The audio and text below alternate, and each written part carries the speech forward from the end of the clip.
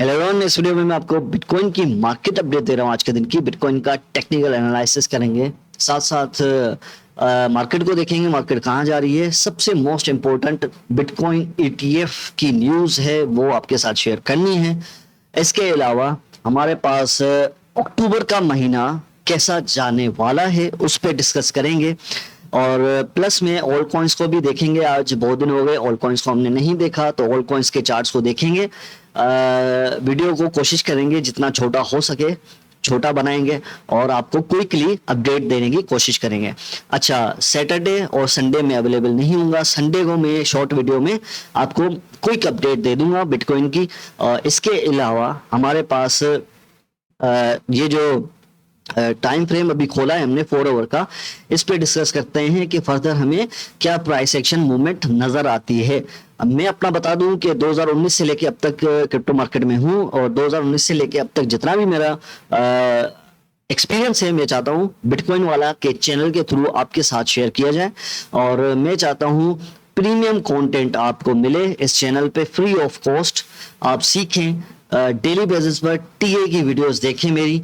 जितना ज्यादा टीए देखेंगे, चार्ट्स देखेंगे, उतना आपका दिमाग चार्ट्स के थ्रू वर्किंग करना शुरू करेगा। सही है, तो डेली बेसिस पर वीडियोस देखना शुरू करें। और अगर आपको टीए में महारत हासिल करनी है तो लोग कहते हैं कि टीए काम नहीं करता बिटकॉइन की मार्केट में, क्रिप्टो की मार्केट में, लेकिन काफी हद तक टीए हमें हेल्प करता है मार्केट को प्रेडिक्ट करने में। सही है, कल के दिन आपको मैंने कहा था कि ये वाली जो रेजिस्टेंसेस हैं दो हमारे पास, एक ये और एक ये, यहां से ऊपर जाना चाहिए बिटकॉइन, तो हम फर्दर 28,000, 29,000, 30,000 डॉलर तक जाएंगे। और आप क्लियरली देख सकते हैं यहाँ से इसको मिली है रिजेक्शन, और हम वापस आ रहे हैं अपने उसी जोन में। मतलब कल का जो पंप था वो ऑप्शंस एक्सपायरी का था, और कल का और आज का, तो ऑप्शंस एक्सपायरी की वजह से हमारे पास काफी वॉलेटिलिटी नजर आई, और जीडीपी ग्रोथ का डेटा भी आया था यूएसए का, तो इस वजह से हमें एक फेक आउट नजर आया था। सही है, तो मैं चाहता हूं कि आप लोग सीखें, जितना क्लियरली मार्केट को सीखेंगे आपके लिए उतना फायदा है। अगर आप छोटे पोर्टफोलियो के साथ मार्केट के अंदर हैं तो कोशिश करें इस बेयर मार्केट में आप पोर्टफोलियो बिल्ड करना सीखें। किस तरह से पोर्टफोलियो बनाया जाता है वो आपको टीए ही करके देगा, अगर आप टीए सही से सीखते हैं तो। सही है, तो 4 आवर टाइम फ्रेम के ऊपर मैं हूं, तो 4 आवर टाइम फ्रेम के ऊपर ये जो टाइम है बिटकॉइन का, ये सबको याद रहेगा 26,800 का। 2025 और 2026 में लोग कहेंगे कि काश मैं यहाँ पे एंट्री ले लेता, काश मैं यहाँ पे एंट्री ले लेता, काश मैं यहाँ पे बाइंग कर लेता बिटकॉइन को। लेकिन इस वक्त लोग नहीं हैं। सही है, लोग पछताएंगे, लोग रोएंगे, लोग गिड़गिड़ाएंगे कि यार मैंने क्यों नहीं एंट्री ली, और कॉइन्स में क्यों नहीं बिटकॉइन में एंट्री ली, जब बिटकॉइन 26,000 डॉलर 25,000 डॉलर पे ट्रेड हो रहा था। जितना नीचे आएगा उतना अपॉर्चुनिटी है आपको बाइंग करने की। लॉन्ग टर्म के पर्सपेक्टिव से अगर मार्केट को देखेंगे तो मार्केट बुलिश है, ये मैं आपको बता दूं। सही है, हाँ, तो हमारे पास फर्दर जो है डाउनवर्ड ट्रेंड आएगा, तो हमें नीचे के लिए तैयारी पकड़नी है। पहला लेवल हमारा 26,500 का है, दूसरा 26,000 का है, तीसरा 25,900 का, 25,000 का और 24,900 का, ये वाला लेवल है मोस्ट इंपोर्टेंट लेवल। ठीक है, और होपफुली मुझे लगता है वीकेंड में ये यहीं पे कंसोलिडेशन करेगी इसी जोन के अंदर बिटकॉइन की प्राइस। अगर कोई डेवलपमेंट होती है तो फिर हमें फर्दर अपसाइड एक स्विंग मिल सकता है, लेकिन जिसके चांसेस मुझे कम लग रहे हैं। सही है, हाँ, अक्टूबर के महीने की मैं बात करूं तो अक्टूबर का महीना ऑलमोस्ट बुलिश रहा है हर बार बिटकॉइन के उसमें। और हमारे पास मंथली कैंडल क्लोजिंग जरूरी है कि यहां पर मंथली कैंडल क्लोजिंग हो 27,200 पे। अगर नहीं होती तो यहां पे तो मोस्ट लाइकली पॉसिबल है कि हो, यहां पे तो पॉसिबिलिटीज है कि होगी। सही है, तो इस कैंडल को अगर बीच में कैंडल के बीच में भी कैंडल क्लोजिंग हो जाती है और यहाँ पे भी हो जाती है, तो तब भी हम एक रिवर्सल का साइन मानेंगे कि हाँ भाई बिटकॉइन ने कुछ रिवर्सल लिया है। सही है। और फर्दर अक्टूबर का महीना मैं आपको बता दूं कि अक्टूबर 2020 ये आप ग्रीन कैंडल देख रहे हैं। सही है। और अक्टूबर 2021 आप ग्रीन कैंडल देख रहे हैं ये वाली। और अक्टूबर 2022 आप ग्रीन कैंडल देख रहे हैं। तो इस बार भी पॉसिबिलिटीज हैं कि हमारे पास अक्टूबर का महीना अच्छा जाए। सही है। ये सर्टेनिटी नहीं है, पॉसिबिलिटी है। तो फर्दर कोई बेरिश डेवलपमेंट हो जाए मार्केट के अंदर, कोई ऐसी न्यूज आ जाए जिससे ये कि मार्केट जो है अक्टूबर के महीने में डंप हो, वो अलग सिचुएशन हो जाएगी। क्लियर है। हाँ, आई होप मार्केट अपडेट आपको क्लियर हो चुकी होगी। वीकली टाइम फ्रेम पे अगर मैं देखूं तो वीकली टाइम फ्रेम पे हमें एक बुलिश साइन नजर आ रहा है। अगर आप क्लियरली देख सकते हैं इस कैंडल, ये वाला जो जोन है, ये जो कैंडल क्लोजिंग है 26,500, इसके ऊपर इस हफ्ते की कैंडल क्लोजिंग मिलने जा रही है। तो फर्दर हम मतलब ये समझेंगे कि हम फर्दर थोड़ा सा अपसाइड एक स्विंग मार सकते हैं। होपफुली जैसा हम चाह रहे हैं अक्टूबर वैसा हो तो अच्छा है, क्योंकि हमने जो ट्रेड्स ओपन की हुई है, मैंने जो ट्रेड्स ओपन की हुई है वो मैं अक्टूबर के एंड तक ओपन रखूंगा और अक्टूबर में मैं क्लोज करूंगा अपनी ट्रेड्स को। ठीक है। बिटकॉइन ETF की बात करूं तो आपने क्रिप्टो रोवर का नाम तो सुना ही होगा। ये जो है गोल्ड स्पॉट ETF का चार्ट है। ठीक है। 2000 में गोल्ड का स्पॉट ETF आया था, फिर 2000 से लेके 2010 तक ऑलमोस्ट 10-15 सालों में गोल्ड कितना ऊपर गया, जरा सोचें। अगर बिटकॉइन का ETF आ जाता है तो क्या क्या हो सकता है, फिर आप देख सकते हैं मार्केट को $1 लाख तक जाते हुए आप देख सकते हैं। लेकिन बिटकॉइन का ETF जो है ब्लैक रॉक का, वेलकरी का, सारे इनका सारे फर्म्स का बिटकॉइन ETF डिले हो चुका है। SEC ने डिले कर दिया है जनवरी तक। होपफुली जनवरी 14 तक हमें फाइनल डिसीजन मिल जाएगा। सही है। तो अगर अक्टूबर में आ जाता तो बेहतर था, लेकिन फिर भी अक्टूबर के चांसेस हाई हैं पंप के। लेकिन फर्दर अगर कोई बेरिश डेवलपमेंट हो जाती है मार्केट के अंदर, उसका हम नहीं कह सकते। BTC डोमिनेंस पे जल्दी मैं बता दूं, BTC डोमिनेंस गिर रही है, जिस वजह से हमें कल से लेके अब तक ऑल कॉइन्स में पंपिंग नजर आई है। सही है।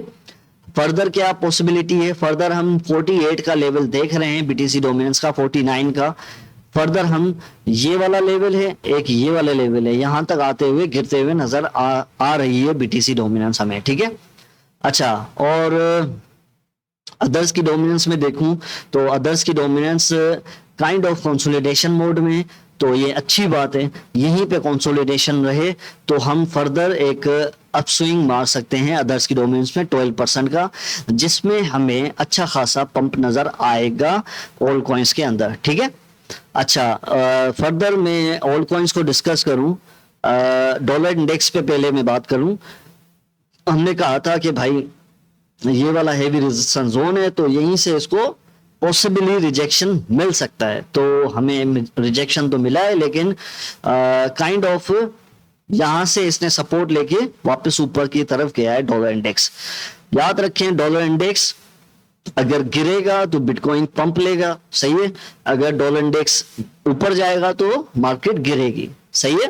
तो हमारे पास GDP ग्रोथ का डेटा, PCE प्राइस इंडेक्स का डेटा भी काइंड ऑफ बुलिश आया है, जिस वजह से हमें डॉलर इंडेक्स गिरते हुए नजर आया है। PCE core PCE price index जो है एक्चुअल जो है कम आया है 0.1 का।